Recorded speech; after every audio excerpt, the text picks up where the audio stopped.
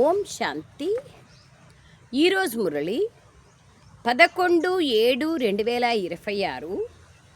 మధురమైన పిల్లలారా, మీరు స్వచింతనను చేయాలే కానీ ఇతరుల చింతన కాదు. బాబా ఏమంటున్నారు? వేరే వాళ్ళ చింతన చేయొద్దండి, స్వచింతన చేయండి. పరచింతన పతనానికి మూలం, స్వచింతన స్వర్గానికి దారి. ఎందుకంటే డ్రామానుసారంగా ఎవరు చేస్తారో వారు పొందుతారు.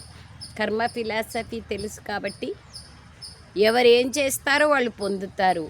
మనం మంచిగా ఉండాలా, మనం మంచిదే చేయాలా, మనం మంచి ఆలోచనలే చేయాలా, తద్వారా మనకు మంచిదే లభిస్తుంది. అందుకే బాబా అంటున్నారు, మీరు స్వచింతనం చేయాలే కానీ ఇతరుల చింతన చేయకూడదు. ఎందుకంటే డ్రామానుసారంగా ఎవరు చేస్తారో వాళ్ళు పొందుతారు. కర్మ నుంచి ఎవరు తప్పించుకోలేరు కదా.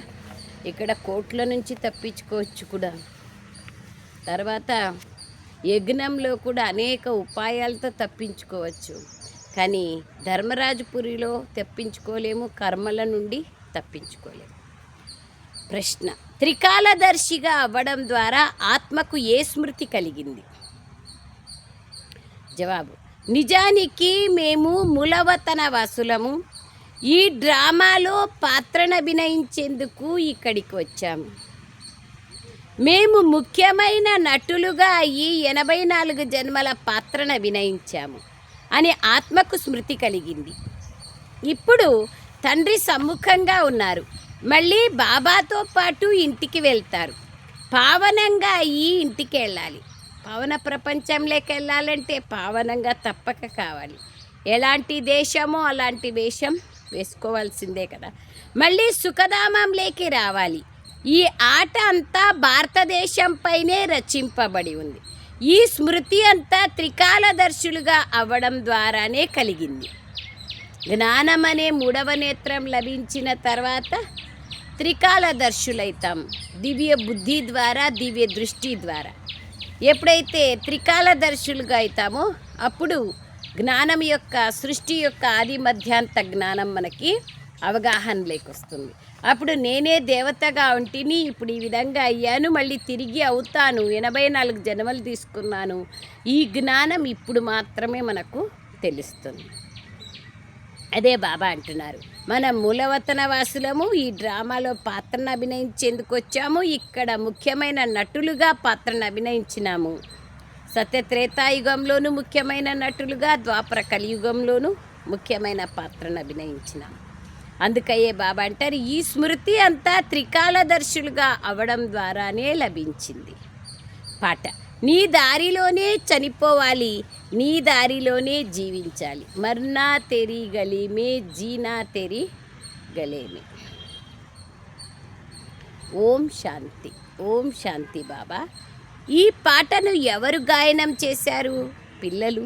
బాబా మీ దారిలోనే మరణించాలి, మీ దారిలోనే జీవించాలి అని ఎవరంటాం? పిల్లలే కదా, ఆత్మలైన మనం. పిల్లలు ఏమంటారు? బాబా ఇప్పుడు మేము మీ కంఠహారంగా అవ్వాలి అంటారు. ఈ శరీరం అయితే ఇక్కడే వదిలేయాల్సిందే.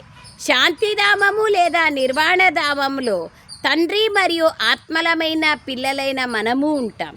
ఇప్పుడు తండ్రి గడియ గడియ స్వయంని ఆత్మగా నిశ్చయం చేసుకోండి అని చెప్తున్నారు. ఆత్మలైన మీరు తండ్రితో పాటు నిర్వాణధామంలో ఉండేవారు. మళ్ళీ మీరే ఈ శరీరాన్ని ధారణ చేసి 84 జన్మల చక్రాన్ని చుట్టి వచ్చారు. మేము తప్పకుండా పరంధామ నివాసులము అని పిల్లలకు తెలుసు. ఇప్పుడు మళ్ళీ బాబా వచ్చారు, మీరు ఇక్కడ కూర్చున్నారు, బాబా మీ ముందు కూర్చున్నారని మీకు తెలుసు, మీరు చూస్తున్నారు కూడా. బాబా అంటున్నారు, ఇక్కడ లౌకిక శరీరం యొక్క సంబంధం ఉంటుంది. నిజానికి మనం ఆత్మలం. మళ్ళీ లౌకిక సంబంధంలో సుఖము దుఃఖము యొక్క జీవితాన్ని గడిపాం. ఇప్పుడు ఆత్మలైన మీరు త్రికాలదర్శులుగా అయ్యారు. బాబా కూడా 3 కాలాలను, 3 లోకాల గురించి తెలిసినవారు. ఆయన త్రికాలదర్శి, త్రిభువనేశ్వరుడు కూడా, త్రిలోకీనాథుడు. మీరు కూడా నంబర్వార్ పురుషార్థానుసారంగా తెలుసుకున్నారు. చదువు స్మృతి అయితే ఉండాలి కదా, చదువు జ్ఞాపకం ఉండాలి కదా. ఇప్పుడు స్మృతి కలిగింది. మనం మూలవతన నివాసులం మరియు ఇప్పుడు త్రికాలదర్శులుగా అయ్యామని బాబా చెప్తున్నారు. ఈ డ్రామాలో మనం ముఖ్యమైన పాత్రధారులం. మొత్తం డ్రామా జ్ఞానమంతా ఇప్పుడు మీ బుద్ధిలో ఉంది. మనం అర్ధకల్పం సుఖధామంలో ఉంటాం. అక్కడ రావణుడు ఉండడు. సుఖధామంలో రావణుడు ఉండరు. ఆత్మలమైన మనం పూర్తి 84 జన్మల చక్రాన్ని చుట్టి వస్తాం. ఇప్పుడు తండ్రి సమ్ముఖంగా కూర్చున్నారు. మీరు శ్రీమతం పైన నడుస్తూ మేము మీతో పాటు వెళ్తాము అని చెప్తారు. ఎంత వీలైతే అంత మిమ్మల్ని స్మృతి చేస్తాము అంటారు.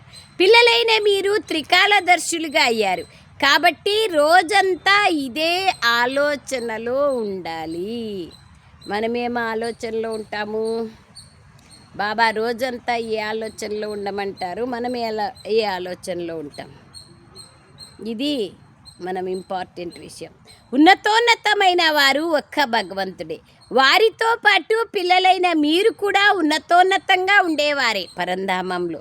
ఉన్నతోన్నతపు స్థానపు నివాసులు. ఇప్పుడు పిల్లలైన మీకు ఇంటి స్మృతి కలిగింది. మనం పవిత్రంగా అయ్యి మన పరంధామమైన ఇంటికి వెళ్తాం. బాబా తండ్రి అయినారు. ఆయన శివుడు. శివుని పూజ కూడా జరుగుతుంది ద్వాపర యుగం నుంచి. అలాగే శాలిగ్రామాల పూజ కూడా జరుగుతుంది. బాబాయే వచ్చి ఆత్మలను పావనంగా తయారు చేస్తున్నారు. బాబా తప్ప ఎవరు చేయలేరు. ఎందుకంటే అందరూ పతిత ప్రపంచంలో రావాల్సిందే మరియు పతితంగా అవ్వాల్సిందే. దేవతలు కూడా పతితంగా అయినప్పుడు ఇంకా ఇతర ఆత్మలు తప్పకుండా అవుతారు కదా. బాబా అదే చెప్తున్నారు. పతిత పావనుడైన బాబా వచ్చారు. సో బాబా అంటున్నారు, బాబా కూర్చొని మనకు సమ్ముఖంగా అర్థం చేయిస్తున్నారు. తండ్రి జ్ఞానసాగరుడు ప్రతి ఒక్క జీవాత్మకు తెలుసు. వారిని భక్తి మార్గంలో పిలుస్తూ వచ్చినారు మరియు ప్రతిజ్ఞ కూడా చేస్తున్నారు. తండ్రి మీరొస్తే తప్పకుండా మేము మీ శ్రీమతం పైన నడుస్తాము అన్నారు. ఇది లౌకిక సంబంధపు విషయం కాదు. మీరు ఆత్మాభిమానులుగా ఇది గుర్తుంచుకోవాలి. మనం ఒక బేహద్దు తండ్రి శ్రీమతం పైనే నడవాలి. వారి మాటనే ఆచరించాలి. వారు చాలా సహజరీతిగా అర్థం చేయిస్తున్నారు. ఇప్పుడు మీకు జ్ఞానం అనే 3వ నేత్రం తెరుచుకోండి. ఈ జ్ఞానం మీకు ఇప్పుడే ఉంది. మూలవతనంలో తండ్రి మరియు పిల్లలు ఇద్దరూ ఉంటారు, ఆత్మలు మరియు పరమాత్మ. అక్కడ ఇది ఎవరికీ తెలియదు. ఉన్నప్పటికీ బాబా సమీపంగా ఉంటాము, అయినా కూడా తెలీదు మనం బాబా సమీపంలో ఉన్నామని. ఎందుకంటే శరీరం ఉంటే కదా ఫీలింగ్స్ ఉంటుంది. భగవంతుని సమ్ముఖంలో ఉన్నాము, పరమాత్మ యొక్క ఒడిలో కూర్చున్నాము, ఆయన పాలనలో పాలించబడుతున్నాము, ఆయన ద్వారా రక్షింపబడుతున్నాము. ఇవన్నీ శరీరంలో ఉంటేనే ఫీలింగ్స్ ఉంటాయి. ఆ శరీరం లేకుంటే ఆత్మకి ఏమీ ఉండవు. ఈ జ్ఞానం మీకు ఇక్కడే ఉంది. మూలవతనంలో తండ్రి మరియు పిల్లలు ఉంటారు, కానీ ఇది ఎవ్వరికీ తెలియదు.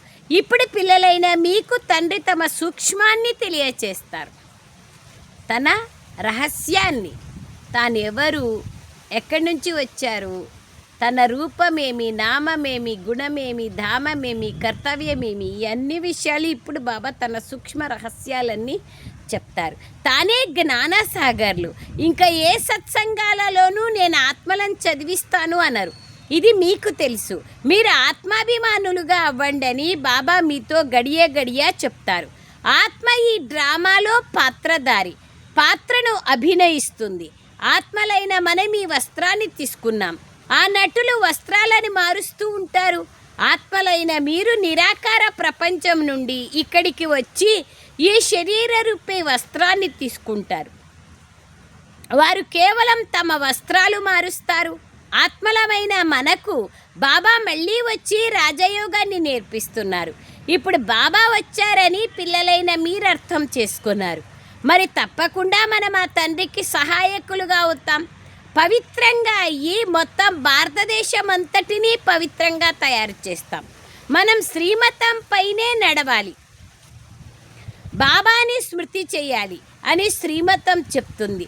ఎవరు చేస్తారో వారే పొందుతారు. అందరూ వచ్చి పురుషార్థం చెయ్యరు కదా. ఎవరైతే కల్పపూర్వం పురుషార్థం చేశారో వారే వచ్చి చేస్తారు. ఇప్పుడు మళ్ళీ వాపస్ ఇంటికి వెళ్ళాలి. కావున పురుషార్థం చేసి తప్పకుండా పవిత్రంగా అవ్వాలి. మనం పైన మూలవతనంలో ఉండేవాళ్ళం. మొట్టమొదట మనం స్వర్గంలోకి వచ్చాం. మళ్ళీ మెట్లు కిందికి దిగుతూ వచ్చాం. బాబా అంటున్నారు, తండ్రి భారతవాసులకే అర్థం చేయిస్తారు. వారు భారతదేశంలోనే వస్తారు. మీరొచ్చి మమ్మల్ని పావనంగా తయారు చేయండి అని భారతదేశంలోనే స్మృతి చేస్తారు.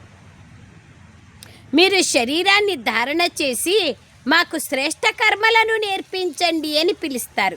శరీరం యొక్క పేరు కూడా మహిమ చేయబడింది. ఇది భాగ్యశాలి రథం. బాబా కూడా నేను సాధారణ శరీరంలోనే ప్రవేశిస్తాను అని చెప్తారు. బాబా భాగ్యశాలి రథం ఇది. బాబా సాధారణ శరీరంలోనే ప్రవేశిస్తారు. శ్రేష్ఠ కర్మలను నేర్పించేకొస్తారు. ఈ శరీరాన్ని ధారణ చేసి మనకు శ్రేష్ఠ కర్మలను నేర్పిస్తారు. ఎంత శ్రేష్టమైన పని చేస్తారు బాబా. తండ్రి కూడా నేను సాధారణ శరీరం లేకొస్తాను. ఇంతకు ముందు కూడా చెప్పారు. తప్పకుండా 5000 సంవత్సరాల క్రితం కూడా తండ్రి ఇదే చెప్పారు. ఇంకెవ్వరూ ఈ విషయాన్ని చెప్పలేరు. బాబా జ్ఞాన సాగర్లు కాబట్టి చెప్పగలరు. ప్రపంచంలో మానవులందరూ జ్ఞానం తెలుసుకోలేరు కదా, కాబట్టి చెప్పలేరు. ఎంత వాళ్ళకు తెలుసో అంతే చెప్పగలుగుతారు. 5000 సంవత్సరాల క్రితం కూడా నేను ఈ శరీరం లేకొచ్చి మీకు అర్థం చేయించాను. ఇప్పుడు మళ్ళీ పిల్లలైన మీకు ఆత్మాభిమానులుగా కండి అని చెప్తున్నాను. ఏ విధంగా నాటకాలు వేసేవారికి తాము ఏ వస్త్రాన్ని ధరించి ఏ పాత్రలను అభినయిస్తారో తెలిసి ఉంటుంది కదా, కానీ వారు దేహాభిమానులుగా ఉంటారు. కానీ ఇక్కడ ఇది అనంతమైన విషయం. ఆత్మాభిమానులుగా అవ్వాలి. నిజానికి మనం ఆత్మలమే. ఇప్పుడు మన పాత్ర పూర్తి అయింది. తండ్రి సమ్ముఖంగా కూర్చొని మీకు ఇవన్నీ అర్థం చేయిస్తున్నారు. ఇది మర్చిపోకూడదు. మాయ ఎన్ని విఘ్నాలను కలిగిస్తుంది. పిల్లలు, మీరు ఎటువంటి వికర్మలు చెయ్యకూడదు అని బాబా అర్థం చేయిస్తున్నారు. మనసా తుఫాన్లు ఎన్నో వస్తాయి. మిమ్మల్ని మీరు పరీక్షించుకోవాలి. కర్మణాలేకి రాకూడదు. మనసాలో వచ్చినా కూడా కర్మణాలేకి రాకూడదు. మనసా తుఫాన్లు ఎన్నో వస్తాయి. మిమ్మల్ని మీరు పరీక్షించుకోవాలి. నా కర్మేంద్రియాలు చంచలం అవ్వడం లేదు కదా, కామవికారాన్ని జయించగలనా అని చూసుకోవాలి. మీకోసం ఇది చాలా సహజం. మనం ఆత్మలం. ఈ శరీరంలో ప్రవేశం చేసి పాత్రను అభినయిస్తున్నాం. మనం పరంధామం నుంచి వచ్చాం. తండ్రితోనే యోగాన్ని జోడించాలి. ఒక్క తండ్రి పిల్లలం. కర్మేంద్రియాలలో చంచలత్వం కలగడం కూడా దేహాభిమానమే కదా. అండర్లైన్ చేసుకోండి. కండ్లు అనేకంగా అనవసరమైనవన్నీ చూస్తాయి, దేహాభిమానమే. బరువు బాధ్యత ఉంటే చూస్తే దాని కథ వేరు. అనవసరమైనవన్నీ చూస్తాయి, చూసిన వల్ల కావాలంటాయి, కావాలన్నవన్నీ మన ఇంటికి రావాలంటాయి. ఇవన్నీ కోరికల రూపంలోకి మారిపోతాయి. కండ్లు ఏం చూస్తాయో, కండ్లే మెయిన్ ఇంపార్టెంట్. అన్ని ఇంద్రియాలలోకెల్లా సర్వేంద్రియానం నయనం ప్రధానం. కండ్లు మోసం చేస్తాయి వెంటనే, తొందరగా. అందుకోసమే కండ్లలో బాబా అంటారు, ఒక కన్నులో ముక్తిధామము, మరొక కన్నులో జీవన్ముక్తిధామాన్ని పెట్టుకోండి అని. ఎందుకంటే ఇంకా మిగతా కండ్లే లేవు ఈ ప్రపంచం చూడ్డానికి, ఈ ప్రపంచంలోని వస్తువులు మనల్ని ఆకర్షించడానికి. అందుకే బాబా అంటారు. అదే బాబా అంటున్నారు ఇక్కడ. కర్మేంద్రియాలతో చంచలత్వం కలగడం కూడా దేహాభిమానమే కదా. నోరు కావాలంటుంది, తినాలంటుంది, దొంగతనం చేయాలంటుంది, చెవులు అనవసరమైనవి వినాలంటుంది. ఇదంతా దేహాభిమానమే. సూక్ష్మంగా ఆలోచన చేసుకుంటే అర్థమవుతాయి. ఏమైనా మనం వేరే వాళ్ళు ఎవరికైనా చెప్పినారనుకో, ఇప్పుడు నాకే ఎవరైనా చెప్పినారనుకో, మీరు మారినారా అంటాం. ఎవరు వాళ్ళు చూసుకొని ఎవరు వాళ్ళు పరివర్తన చేసుకుంటే ఆటోమేటిక్గా సహజంగా మనకే అవగాహన అవుతుంది. ఇవన్నీ అర్థం చేసుకోవడానికి ఏకాంతంగా కూర్చొని మనల్ని మనం చూసుకోవాల్సి ఉంటుంది. కర్మేంద్రియాలలో చంచలత్వం కలగడం కూడా దేహాభిమానమే. మీరు ఎవరిని చూసి భయపడకూడదు. ఎందుకు భయపడాలి? తప్పు చేస్తే భయపడాలి. నిర్భయులుగా అవ్వాలి. ఎప్పుడు ఎక్కడికి వెళ్ళినా సాక్షిగా చూడాలి. మనం ఒక ఆత్మ. ఈ ఆటను మీరు పూర్తిగా తెలుసుకున్నారు. బాబా ఉన్నతోన్నతమైన వారన్నది బుద్ధిలోకి వచ్చింది. వారిని బిందు అంటారు. నిరాకారి లోకంలో ఆత్మల వృక్షం ఉంది. బీజం నుండి వృక్షం వెలువడుతుంది. మళ్ళీ ఆకులు నంబర్ వారుగా వస్తాయి. ఇది కూడా అంతే. ఆత్మలు పైనుండి నంబర్ వారుగా వస్తాయి. పరంధామం నుండి ఆత్మ ఎలా ప్రవేశిస్తుంది, ఎలా బయటికి వెళ్తుంది, ఇది ఎవ్వరూ చూడలేరు.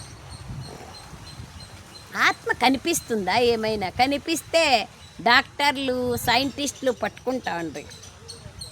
ఇప్పుడు మీ ఆత్మ పతితంగా అయిపోయింది. దాన్ని పావనంగా చెయ్యాలి. వీరి ద్వారా తండ్రి కూర్చొని అర్థం చేయిస్తున్నారు బ్రహ్మబాబా వాళ్ళ ద్వారా. తండ్రి కర్మేంద్రియాల ద్వారా చెప్తారు కదా, బిందువైన ఆత్మ ఇందులో లేకపోతే కర్మేంద్రియాలు ఏం పని చేయలేవు. ఆత్మ వెళ్ళిపోయిందనుకో, శరీరం ఉంది, కళ్ళున్నాయి, నోరున్నాయి, అన్నీ ఉన్నాయి. ఒకసారి మాట్లాడప్ప, ఒకసారి మాట్లాడండి అన్న, ఒకసారి చూడండి అన్న అంటే చూస్తారా? లేదు కదా. బిందువైన ఆత్మ ఇందులో లేకపోతే కర్మేంద్రియాలు ఏం పని చేయవు. ఇంత చిన్నని బిందువు ఎంత శక్తిశాలిగా ఉంది. తనలో మొత్తం జ్ఞానం అంతా ఉంది. బాబా జ్ఞాన సాగర్లు. వారు కూర్చొని మీకు అర్థం చేయిస్తారు. వారిలో జ్ఞానం ఉంది, మొత్తం జ్ఞానం ఉంది. వారి పాత్ర కూడా రచింపబడి ఉంది. మీ ఆత్మలో కూడా 84 జన్మల పాత్ర ఉంది. మీరు సుఖదుఖాల పాత్రను అభినయిస్తారు. దుఃఖంలో ఎన్నో కష్టాలు పడతారు. నేను పునర్జన్మల్లోకి రాను అని బాబా చెప్తున్నారు. మీరు 84 జన్మలు తీసుకుంటారు, కానీ నేను తీసుకోను. నేనొచ్చి పిల్లలైన మీకు నన్ను స్మృతి చేయడం ద్వారా పావనంగా అవుతారనే సహజమైన ఉపాయాన్ని చెప్తాను. అర్ధకల్పం మీరు కామాగ్నిలో కూర్చొని తమోప్రధానంగా అయిపోయారు. తండ్రి ఆత్మలతోనే మాట్లాడతారు. నోరుని మాధ్యమంగా తీసుకొని బ్రహ్మ నోరుని మనతో మాట్లాడతారు. మనమైన ఆత్మలు కూడా చెవులనే కర్మేంద్రియాలను మాధ్యమంగా తీసుకొని వింటున్నాం. ఆత్మకు చెవులు లేవంటే ఎట్లింటుంది? శరీరంలో ప్రవేశం చేయకపోతే. ఆత్మ లేకపోతే శరీరం వినలేదు, శరీరం లేకపోతే ఆత్మ వినలేదు. రెండు అవసరం. సెల్ ఫోను అవసరము, సిమ్ కార్డు అవసరము, బ్యాటరీను అవసరము, ఛార్జింగు అవసరం. ఆత్మ యొక్క కర్మేంద్రియాలు మొదట చిన్నగా ఉంటాయి, ఆ తర్వాత పెద్దగా పెరుగుతాయి, నెమ్మదిగా పెరుగుతాయి టైం గడిచే కొద్దీ. ఆత్మ చిన్నగా పెద్దగా అవ్వదు. ఆత్మ దోమలో ఉండేది అదే సైజే, ఏనుగులో ఉండేది అదే సైజే. ఆత్మ చిన్నగా పెద్దగా కాదు. ఓ పతిత పావన రాండి అని ఆత్మని అంటుంది. ఆత్మ తండ్రిని పిలుస్తుంది. నేను కల్పకల్పము పతితులైన మిమ్మల్ని పావనంగా తయారు చేసేందుకు వస్తానని బాబా చెప్తున్నారు. ఆత్మ ఏ విధంగా వస్తుందో ఇప్పుడు మీకు తెలుసు. మనుషులు ఎంతో కష్టపడతారు ఆత్మ ఎలా వెళ్ళిపోతుందో చూడాలని, కానీ అది ఎవ్వరికీ తెలియదు. ఎట్లా తెలుస్తుంది? కంటికి కనపడుతుందా ఏమైనా? చూడ్డానికి. ఎందుకంటే అతి సూక్ష్మమైనది ఆత్మ. చిన్న ఆత్మలో ఎంత పాత్ర ఉంది. బీజంలో మొత్తం జ్ఞానమంతా ఇమిడి ఉంది. ఆ బీజం జడమైనది. వటవృక్షము మర్రి చెట్టు. బీజం ఎంతో చిన్నగా ఉంటుంది, కానీ దాని నుండి ఎంత పెద్ద వృక్షం వెలువడుతుంది. కలకత్తాలో ఉన్న మర్రి చెట్టుని ఎందరో చూసి ఉంటారు. అది చాలా పెద్ద వృక్షం. దాని కాండం కుళ్ళిపోయింది, అయినా ఊడల ఆధారంగా మొత్తం వృక్షమంతా నిల్చొని ఉంది. ఇది కూడా అటువంటిదే. దేవతా ధర్మం అనే కాండమే లేదు, ఇంకా మిగతా ధర్మాలన్నీ ఉన్నాయి. ఇప్పుడు ఈ వృక్షానిది కూడా శిథిలావస్థ లాస్ట్ చివర్లో ఉంది. ఇది కూడా మీకు తెలుసు. ఎంత తెలుసు? తెలుసుకున్న వాళ్ళకి తెలుసుకున్నంత. కావుననే ఇంత సమయంలో ప్రపంచాన్ని పావనంగా చేసి చూపిస్తాం అని గవర్నమెంట్కి కూడా మీరు చెప్తారు. మనుషులు ఈ విషయాలను అర్థం చేసుకోలేరు. మనం ఈ భారతదేశాన్ని తప్పకుండా శ్రేష్టాచారిగా తయారు చేస్తాం, మీకు నిశ్చయం ఉంది. అప్పుడే భ్రష్టాచారి ప్రపంచ వినాశం జరుగుతుంది. శాంతి ఏర్పడాలి అని కోరుకుంటారు. ఆత్మ పాత్రను అభినయిస్తూ అభినయిస్తూ ఆత్మ అలసిపోయింది. కావుననే ఓ శాంతిదేవా అని పిలుస్తారు. ఆత్మ శాంతి స్వరూపమైనది అని అర్థం చేసుకోరు. ఇక్కడ ఆత్మ కర్మేంద్రియాల ద్వారా తప్పకుండా కర్మ చేయాల్సిందే. కర్మక్షేత్రంలో వచ్చినాక కర్మ చేయకుండా ఉండలేదు. శాంతినివ్వు అంటారు. శాంతిధామం వేరని సుఖధామం వేరని ఎవ్వరికీ తెలీదు. సుఖధామంలో చాలా కొద్ది మంది జనాభా ఉంటారు, మనుష్యులు ఉంటారు. అది పవిత్ర ప్రపంచం. అక్కడ ఎవ్వరూ శాంతిని కోరుకోరు. ఎక్కడ పవిత్రత ఉంటే అక్కడ సుఖము శాంతి ఉంటుంది కదా. మళ్ళా శాంతి అవసరం లేదు. అపవిత్రత, దుఃఖము, అశాంతి, చింత, బాధ ఉన్నప్పుడే కోరుకుంటారు కదా. కర్మలైతే అక్కడ కూడా ఉంటాయి, కానీ ఆత్మాభిమాని స్థితిలో కర్మలు చేసేదాని కారణంగా అకర్మలుగా మారిపోతాయి. కర్మ ఫలం అనేది మనకు అంటదు. సత్య త్రేతాయుగాలలో, ద్వాపర కలియుగాలలో దేహభ్రాంతి లేకొచ్చి చేస్తాం కాబట్టి చెడు కర్మలుగా అయిపోతాయి. కాబట్టి దాని ఫలం మనకు అంటుకుంటుంది ఖచ్చితంగా. అక్కడ ఎవరు శాంతిని కోరుకోరు. కర్మలైతే అక్కడ కూడా చేస్తారు, కానీ అక్కడ అశాంతి ఉండదు. జీవన్ముక్తి ధామము లేదా శాంతిధామము రెండు వేరు వేరు. జీవన్ముక్తిధామము సుఖధామము, శాంతిధామము పరంధామము వేరువేరివి. సత్యుగంలో జీవాత్మలకు సుఖము ఉంటుంది, అలాగే శాంతి కూడా ఉంటుంది. కానీ శాంతిధామంలో సుఖం ఉండదు. అక్కడ వారు సదా ఆరోగ్యవంతులుగా సుసంపన్నులుగా ఉంటారు. స్వర్గం అని దేన్నంటారో ఇప్పుడు మీకు తెలుసు. అసలు స్వర్గం అంటే ఏమిటో ప్రపంచంలో ఎవ్వరికీ తెలియదు. ఇక్కడే మెహల్స్, మాడీలు, తర్వాత కార్లు, డబ్బులు ఉన్నాయంటే మేము స్వర్గంలో ఉన్నాం అనుకుంటున్నారు, భ్రమిస్తున్నారు. అవి ఎండమావులు కదా. సత్యుగం యొక్క సుఖం ముందు ఇదేమీ లేదు. ఈ లక్ష్మీనారాయణులు పిల్లలు కదా. ఈ పిల్లలకు కూడా ఎవరు సుఖాన్ని ఇచ్చారు? సుఖాన్ని ఇచ్చేవారు ఎవరో ఒకరు ఉంటారు కదా. వీరి రాజ్యం మళ్ళీ రానున్నదా? స్వర్గం తప్పకుండా మళ్ళీ పునరావృతం అవుతుంది.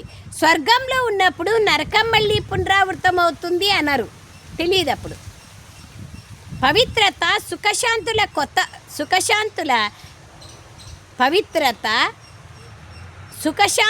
కొత్త ప్రపంచం మళ్ళీ పునరావృతి అవుతుంది. పవిత్రత, సుఖము, శాంతి ఉన్న కొత్త ప్రపంచం మళ్ళీ పునరావృతి అవుతుంది. ఇది పాత ప్రపంచం, దుఃఖధామం. దీన్ని ఇనుపయుగం అంటారు. కొత్త ప్రపంచం కూడా ఉండేది, దాన్నే స్వర్గం అంటారు, వైకుంఠం అంటారు, జన్నత్ అంటారు, ప్యారడైజ్ అంటారు, హెవెన్ అంటారు. భిన్న భిన్న పేర్లతో భిన్న భిన్న ధర్మస్థులు పిలుస్తారు. బాబా అంటున్నారు దాన్నే స్వర్గం అంటారు. ఈ జ్ఞానము మీ బుద్ధిలో ఉంది. తప్పకుండా మళ్ళీ మనం దేవీ దేవతలుగా అవుతున్నాం. ఇదే మీ లక్ష్యం. మనం మళ్ళీ స్వర్గ రాజ్యాధికారాన్ని తీసుకుంటాం. బేహద్దు తండ్రి నుండి వారసత్వాన్ని తప్పకుండా పొందుతాం. దీన్ని బాగా స్మృతి చేయాలి. ఆత్మలమైన మనం అక్కడ ఉంటాం. మళ్ళీ పాత్రను అభినయించేందుకు మనం ఇక్కడికి వచ్చాం. 84 జన్మలు ఎలా తీసుకుంటామో ఇప్పుడు మనకు స్మృతి కలిగింది. బాబా బ్రహ్మముఖ వంశావళి బ్రాహ్మణులైన మీకే అర్థం చేయిస్తారు. బ్రాహ్మణులుగా అవ్వకుండా, ప్రజాపిత బ్రహ్మ పిల్లలుగా కాకుండా శివబాబా నుండి వారసత్వాన్ని ఎలా తీసుకుంటారు? ప్రజాపిత బ్రహ్మ అయితే ప్రసిద్ధమైన వారు కదా. బ్రహ్మ ద్వారా కొత్త ప్రపంచ స్థాపనను శివబాబా వచ్చి చేస్తున్నారు. మరి తప్పకుండా కొత్త ప్రపంచాన్ని రచిస్తారు కదా. ఎవరైనా పాతది కడతారన్న ఇల్లు అంటారా? కొత్తదే కడతారు కదా ఎవరైనా. 5000 సంవత్సరాల క్రితం కూడా బ్రహ్మ ద్వారా విష్ణుపురి స్థాపన చేశారు. ఇప్పుడు మళ్ళీ అది పునరావృతం అవుతుంది. దానికోసం మీరు ఏర్పాట్లు చేస్తున్నారు. డ్రామాను ఉన్నతంగా భావించాలనా లేదా పురుషార్థాన్ని ఉన్నతంగా భావించాలనా అని చాలామంది పిల్లలు అడుగుతూ ఉంటారు. పురుషార్థంనైతే తప్పకుండా చేయాల్సిందే. పురుషార్థం లేకుండా ప్రాలబ్ధం ఎలా లభిస్తుంది? నీళ్లు కూడా లభించవు పురుషార్థం లేకుండా. పూర్తి పురుషార్థం చేయాలి. ఎవరైనా బాగా పురుషార్థం చేస్తే డ్రామానుసారంగా వీరి పురుషార్థం బాగుంది, వీరికి పదవి కూడా బాగా లభిస్తుంది అని చెప్తారు. వీరి పురుషార్థం చాలా తీవ్రంగా కొనసాగుతోంది అని చెప్పబడుతుంది. మళ్ళీ నడుస్తూ నడుస్తూ కొందరు తక్కువ పదవిగా కూడా అయిపోతారు. బ్రాహ్మణులకు తెలుసు, అలాగే బ్రాహ్మణుల వద్దకు వచ్చేవారికి కూడా తెలుసు, ఫలానా వారు చాలా బాగా నడిచేవారు ఈ మధ్య రావడం లేదు అని భావిస్తారు. మా బుద్ధిలో ఎందుకు కూర్చోవడం లేదో తెలియడం లేదు అంటారు.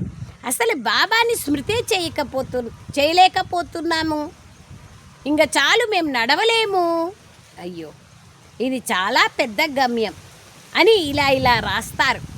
చూడండి, వాళ్ళ అదృష్టానికి వాళ్ళే అడ్డగీత వేసుకున్నట్లు. డ్రామానుసారంగా కల్పపూర్వం వలె వీరి స్థితి ఈ విధంగా కొనసాగుతూ వస్తుందని మీకు తెలుసు. మనం ఎంత చెప్పినా వాళ్ళు అర్థం కాలేదు వాళ్ళకి అంటే ఇంకా ఖచ్చితంగా డ్రామాలో ఇంతే ఉండింది వీళ్ళ పాత్ర అని అర్థం చేసుకోవడం జరుగుతుంది. अच्छा मीठे मीठे सिखिलदे बच्चों प्रति माता पिता बाप दादा का याद प्यार और गुड मॉर्निंग. रूहानी बाप की रूहानी बच्चों को नमस्ते. हम रूहानी बच्चों की रूहानी माता पिता बाप दादा को याद प्यार गुड मॉर्निंग और नमस्ते नमस्ते नमस्ते बाबा नमस्ते. ధన్యవాదాలు తండ్రి, ధన్యవాదాలు. సారాంశం, ఈ బేహద్దాటను సాక్షిగా చూడాలి. ఎవరిని చూసి భయపడకూడదు, నిర్భయులుగా కావాలి. ఎవరిని చూసి ఎందుకు భయపడాలి? దేన్ని చూసి భయపడకూడదు, ఎవరిని చూసి భయపడకూడదు. నేను ఆత్మననే పాఠాన్ని పక్కా చేసుకోవాలి. కొంతమంది చనిపోతే వాళ్ళ శవాన్ని చూస్తే భయపడతారు. ఇంకా మనం శవమయ్యేకే కదా పురుషార్థం చేస్తున్నాము. ఈ శరీరం నుంచి ఆత్మ వేరైంది, అశరీరి అయిపోయిందంటే ఏందుంది? వాళ్ళు శరీరం వదిలి అశరీరి అయినారు, మనం శరీరంలో ఉండి అశరీరి అవుతాం. దేనికి భయపడకూడదు. నేను ఆత్మను అనే పాఠాన్ని పక్కా చేసుకోవాలి. ఆత్మ పాఠం పైనే ఆధారం అంతా.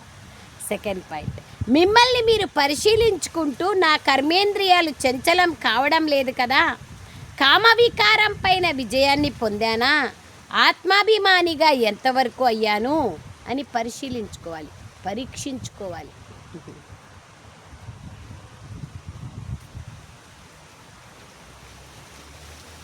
వరదానం, ఒక్క తండ్రి స్మృతి ద్వారా సత్యమైన సౌభాగ్యాన్ని అనుభవం చేసుకునే భాగ్యవాన్ ఆత్మలుగా కండి. ఒక్క తండ్రి స్మృతి ద్వారా సత్యమైన సౌభాగ్యాన్ని అనుభవం చేసుకునే భాగ్యవాన్ ఆత్మలుగా కండి. బాబా స్మృతి ద్వారానే కదా పదమాపదం భాగ్యం లభిస్తుంది. ఎవరైతే ఇతర ఏ ఆత్మ మాటలనైనా వింటూ కూడా వినరో, ఏ ఇతర ఆత్మల స్మృతిని సంకల్పంలో లేదా స్వప్నంలో కూడా చెయ్యరో, ఏ దేహదారి ప్రభావంలోకి రారో, ఒక్క తండ్రి తప్ప ఇతరులు ఎవ్వరూ లేరన్న స్మృతిలో ఉంటారో వారికి అవినాశి సౌభాగ్యపు తిలకము లభిస్తుంది. అర్థమైందా? ఊరికే లభించదు. ఒక్క బాబా తప్ప అన్యమెవ్వరూ లేరు. ఎవరి ప్రభావంలో రాకూడదు, ఎవరికి ఆకర్షింపబడకూడదు, ఎవరిని గుర్తు చేసుకోకూడదు. అప్పుడే ఒక్క బాబా వైపే మన మనస్సు ఉంటే, ఒక్క బాబాతోనే మన సంబంధం ఉంటే అప్పుడు సౌభాగ్యం యొక్క తిలకం దిద్దబడుతుంది. అటువంటి సత్యమైన సౌభాగ్యశాలులే పదమాపదం భాగ్యవంతులు. స్లోగన్, మీ శ్రేష్ఠ స్థితిని తయారు చేసుకోవాలంటే అంతర్ముఖీలుగా అయ్యి తర్వాత బహిర్ముఖతలోకి రండి. ఏమంటున్నారు బాబా? మీ శ్రేష్ఠ స్థితిని తయారు చేసుకోవాలంటే అంతర్ముఖిగా ఉండండి, తర్వాత బహిర్ముఖతలోకి రండి. అవ్యక్త ప్రేరణ. జ్వాలా స్వరూప స్థితిలో ఉంటూ శక్తిశాలి స్మృతిని అనుభవం చేయండి. అగ్నిలో ఏదైనా వస్తువుని వేసినప్పుడు దాని పేరు, రూపం, గుణం అన్నీ మారిపోతాయి. ఇనుముని అగ్గిలో వేయండి, అన్నీ మారిపోతాయి. మళ్ళీ దాన్ని కొత్తగా వేరే పద్ధతిలో చేయొచ్చు. అలాగే బాబా స్మృతి అనే లగన్ అనే అగ్నిలో స్వయంని పరివర్తన చేసుకోండి. అగ్నిలోకేస్తే పరివర్తన అవుతారు. మనుషుల నుండి బ్రాహ్మణుడిగా అవుతారు. మళ్ళా బ్రాహ్మణుల నుండి ఫరిస్తాలుగా, ఫరిస్తాల నుండి దేవతలుగా అవుతారు. లగన్ అనే అగ్ని ద్వారా ఎలా మారిపోతారంటే నాది అనే భావం కొంచెం కూడా ఉండదు. కనుకనే మీ స్మృతిని జ్వాలా స్వరూపంగా చేసుకోండి. దాన్నే జ్వాలా స్వరూప స్థితి. లగన్ అనే అగ్నిని పెంచుకుంటా పోవాలి. ఇదే మనం చేయాల్సిన పురుషార్థం. అచ్చా, ఓం శాంతి. లగన్ అనే అగ్ని అంటే ఏమి? బాబాని ప్రేమించడం, బాబా పైన ప్రేమను పెంచుకోవడం. ఇంతే. ఇది ఎంత చేస్తామో అంత జ్వాలాస్వరూప స్థితి ఏర్పడుతుంది. అచ్చా, ఓం శాంతి. ధన్యవాదాలు బాబా, ధన్యవాదాలు.